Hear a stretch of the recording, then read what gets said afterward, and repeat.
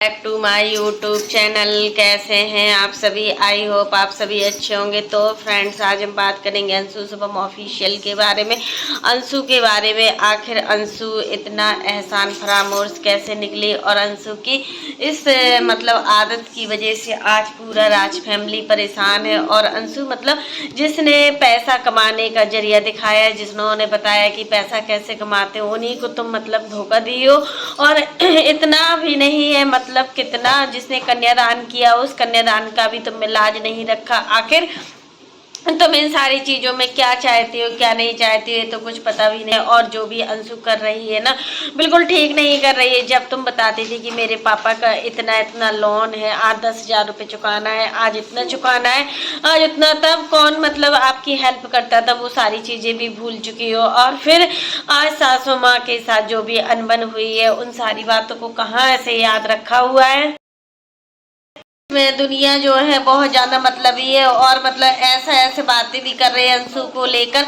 अंशु सच में ऐसा की है तभी तो इनके बारे में ऐसा बोला जा रहा है। जिस राज फैमिली ने तुम्हें सहारा दिया, जिस राज फैमिली ने तुम्हें पैसे कमाने का जरिया दिया, उसी राज फैमिली पर तुमने खंजर मारना सही समझा। कितना कुछ किया है तुमने, उस फैमिली को इतना बोला है। आखिर और कोई फैमिली होती ना तो जाने कब का रिश्ता तोड़ देती। बट यहाँ पर राज फैमिली की कुछ अपनी अलग ही बात है कि वो मौका देते हैं, हर बार मौका देते हैं। लेकिन जब से तुमसे वो परेशान हो चुके हैं ना, तो अब तुम मौका लेने के लायक भी नहीं हो कि मौका लेने के लायक हो, क्योंकि तुम उनको कभी नहीं समझ पाओगी। ये बिल्कुल एक रियल फैक्ट है कि तुम उनको नहीं समझ पाओगी और ना ही तुम समझना चाह रही हो। क्योंकि देखिए, जब तक रिश्तों में दूरियां होती है ना, तो वो रिश्ते बिल्कुल भी नहीं बन पाते। जब रिश्ते में एक गांठ भी बन जाती है ना, तो वो गांठ को तोड़ पाना बहुत ही मुश्किल होता है। वो गांठ टूट भी नहीं पाती है। वही सारा चीज आज दोनों फैमिली के साथ हुआ है। और इतना कुछ उल्टा सीधा मत बोलो राज फैमिली के लिए। कुछ भी बोल देती हो नाप शनाप, जो मन में आता है वैसा ही बोलना है। जैसे तुम अपने ससुराल वालों को समझी हो, जिस तरीके की बातें ससुराल वालों के सामने करती हो, तुम्हें शर्म भी नहीं आती कि आखिर तुम किस तरीके की बातें कर रही हो या क्या मैसेज देना चाह रही हो उन लड़कियों के लिए जिन लड़कियों के मम्मी पापा नहीं है, भाई बहन नहीं है। तो उन लड़कियों के लिए तुम क्या मैसेज देना चाह रहे हो? यहाँ पर लगता है ऐसे ही है कि तुम उन लड़कियों के लिए यही मैसेज देना चाह रहे हो कि कल के दिन उन लड़कियों की भी अगर कोई कन्यादान करता है ना, तो वो भी शायद तुम्हारे जैसे इतना ही चीट करेंगी जैसे तुमने मनीषा भाभी को और सचिन भैया को, सभी लोगों को चीट। जो भी चीजें अंशु ने की है ना राज फैमिली के साथ, आखिर राज फैमिली ऐसा सपने में भी नहीं सोच सकती थी कि उन्होंने जिस लड़की का कन्यादान किया, जिस लड़की को उन्होंने इतना सपोर्ट करना चाहा कि चलो इनकी माँ बाप भाई बहन नहीं है, उस फैमिली के लिए राज फैमिली हमेशा तत्पर रही, तो उसी फैमिली के साथ तुम ऐसा कर बैठी। और आज वक्त आ गया है कि हर चीज का, और हर चीज देखिए, जब तुम्हारा मिसकैरेज भी हुआ था उस समय भी अंकल जी गए हुए थे, बट आंटी भी गई थी शायद, हाँ आंटी अंकल जी प्रिंस सभी लोग गए हुए थे, बट तुम नहीं गई। रंजना भाभी के अबॉर्शन में भी नहीं गई। आखिर अब दादाजी भी जो उनके एक्सपायर हुए हैं उसमें भी तुम्हें जाना चाहिए था, क्योंकि जब उन्होंने तुम्हारा कन्यादान किया है तो उस फैमिली से तुम्हारा रिश्ता बनता था। अगर तुम किसी के अच्छे में नहीं जा सकती हो ना, तो तुम किसी के बुरे में जाती तो थोड़ा ठीक भी लगता। क्योंकि देखिए, अच्छे में जाओ या ना जाओ, बट बुरे में तो जाना ही चाहिए। और जब इंसान देखिए टूट कर हार जाता है ना, तो उसको फिर कुछ नहीं दिखता, उसको सिर्फ रोना ही रोना आता है और कुछ नहीं दिखाई देता है। क्योंकि देखिए, रिश्ते यहाँ पर दूरियां आ चुकी हैं, रिश्ते बनने में बहुत ही ज्यादा प्रॉब्लम भी हो रही है हर चीज। अंशु के साथ साथ शुभम भी बहुत ज्यादा घमंडी है। शुभम भी नहीं किसी चीज को समझता। आखिर शुभम ऐसा क्यों कर रहे हैं? शुभम के ऐसा करने की क्या वजह है जो अंशु का हर हाल में बोलते हैं ना कि एक लड़का शादी के बाद बदल जाता है, वो यहाँ पर बिल्कुल रियल फैक्ट है। और शादी के बाद शुभम भी बिल्कुल पूरी तरीके से बदल चुके हैं, क्योंकि जैसा अंशु कहती है वैसा ही शुभम करते हैं। और सच में जिस घर में ऐसे हाल होते हैं, जिस घर में लड़का जो होता है अपनी पत्नी का साथ देता है, और यहाँ पर ये नहीं कहेंगे कि पत्नी का साथ नहीं देना चाहिए, दोनों रिश्तों को निभाकर चलना चाहिए। क्योंकि देखिए, एक लड़के के लिए दोनों रिश्ते महत्वपूर्ण होते हैं। अगर अंशु किसी रिश्तों की पहचान नहीं नहीं समझती है ना, तो शुभम को समझना चाहिए। इसके पहले काजल के साथ भी बहुत कुछ हुआ था, बट उस समय अंशु मतलब कितना इरिटेट कर रही थी, हर रिश्ते को लेकर, हर चीज को लेकर इरिटेट हो रही थी। होता है जब नई नई शादी होती है तो मतलब रिश्तों को पहचानना, रिश्ते को निभाना बहुत ही मुश्किल हो जाता है। वही सारी चीजें अंशु के साथ हो रही थी। लेकिन यहाँ पर तुम अगर इनको अपनी खुद की माँ समझती ना, तो तुम्हें ऐसा कभी फील होता ही नहीं कि ये तुम्हारी खुद की माँ नहीं है। क्योंकि देखिए अप्सरा मोम ने हर रिश्ते निभाए हैं, हर चीज में अप्सरा मोम ने तुम्हारा साथ दिया है, फिर तुम क्यों पीछे हट रही हो? तुम्हें भी तो अभी भी सुधर जाओ, अभी भी तुम उन लोगों से माफी मांग सकती हो और माफी मांग कर सारी गलती को भूल भी सकती हो। क्या अंशु सच में राज फैमिली से माफी मांगेगी? हमें नहीं लग रहा है कि अंशु राज फैमिली से माफी मांगेगी, क्योंकि अंशु का एक अपना अहम है।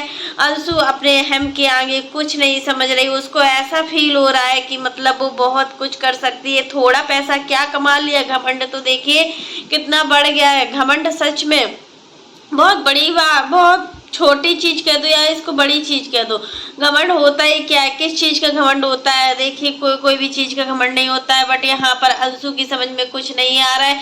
अंशु कोई भी चीजों को समझ भी नहीं रही है और ना ही समझने की कोशिश कर रही है। अब इनकी जो सासू माँ है उनको समझाना चाहिए। और सासू माँ ने क्यों नहीं समझाया राज फैमिली से रिश्ता रखने के लिए? आखिर सासू माँ भी तो इतनी समझदार थी ना, तो वो भी तो समझा सकती थी अपनी बहू को कि ऐसे मायके नहीं छोड़ते हैं। क्योंकि देखिए मायका नहीं छोड़ा जाता है जब तक माँ बाप होते, तब तक तो किसी कीमत में मायका नहीं छोड़ते।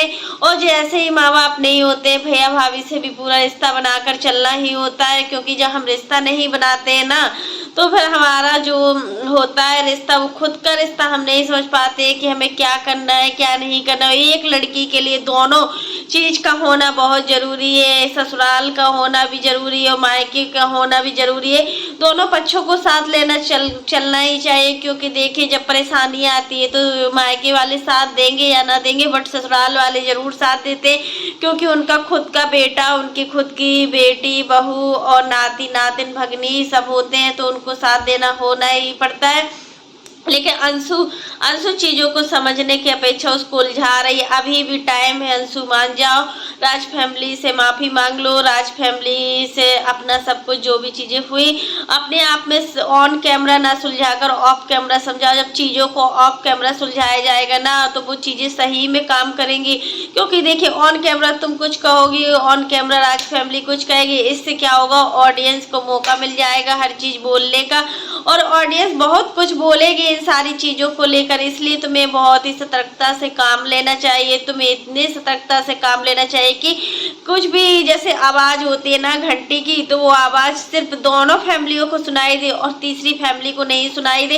क्योंकि जब तीसरी फैमिली उस गलती को देखेगी, तीसरी फैमिली उस चीजों को समझाएगी, तो कई रिएक्शन चैनल वाले हैं जो अच्छे वीडियो बनाते हैं, कई रिएक्शन चैनल वाले हैं जो बुरे वीडियो बनाते हैं, तो वही सारी चीजें होंगी।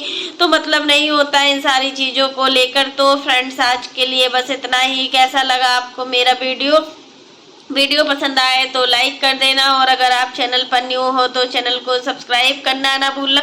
और फ्रेंड्स आप लोग जरूर बताना कि अंशु से छोटी छोटी लड़कियां होती है ना, अंशु की एज हम मानते हैं 21 या 22 होगी। अंशु से जो छोटी छोटी लड़कियां होती है ना, तो उनके अंदर भी मैनर्स होता है। बट यहाँ पर अंशु को मैनर्स नाम की चीज ही नहीं है। अंशु कोई चीजों को समझ ही नहीं रही। आखिर क्यों नहीं समझ रही है अंशु?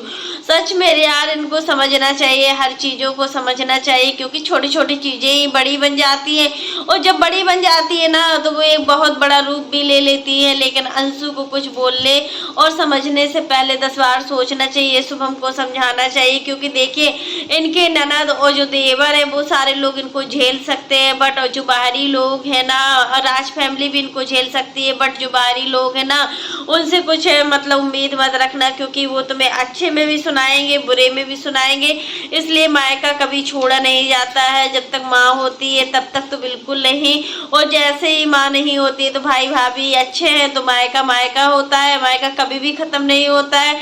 इसलिए अंशु को हर चीज को पीछे भूल कर आगे बढ़ना चाहिए। क्योंकि अंशु जब तक आगे नहीं बढ़ेगी तब तक राज फैमिली भी अब आगे नहीं बढ़ने वाली। बहुत कुछ हुआ है इन दोनों फैमिलियों के बीच में। इन दोनों फैमिलियों की जो चुप्पी है ना, वो ऑडियंस समझ रही है, ऑडियंस इसको लग रहा है कि हाँ इनके बीच में कुछ ना कुछ तो हुआ ही हुआ है, लेकिन अंशु की जो ससुर है ना वो इन सारी चीजों में इन्वॉल्व नहीं होते, उनको इन सारी चीजों से कोई मतलब नहीं रहता है, किसको क्या करना है किसको क्या नहीं करना है। यहाँ पर अप्सरा मोम भी बहुत ज्यादा परेशान है। अभी उनके यहाँ दादाजी की डेथ हो गई है तो वो भी अभी कुछ ऐसा खास कुछ वीडियो नहीं बना रही है, जो नॉर्मली वीडियो होता है वही सब वीडियो दिखा रही है, क्योंकि देखिए अभी घर में ऐसा माहौल है कि वीडियो बना भी नहीं सकते और लड़का बहू भी अभी है नहीं है, तो इस वजह से जो भी चीजें है बहुत धीरे धीरे ही हो रही है। और अंशु से यही कहेंगे कि अंशु अब आगे बढ़ो और राज फैमिली को अपनाओ, क्योंकि देखिए मायका मायका होता है, ससुराल ससुराल होता है।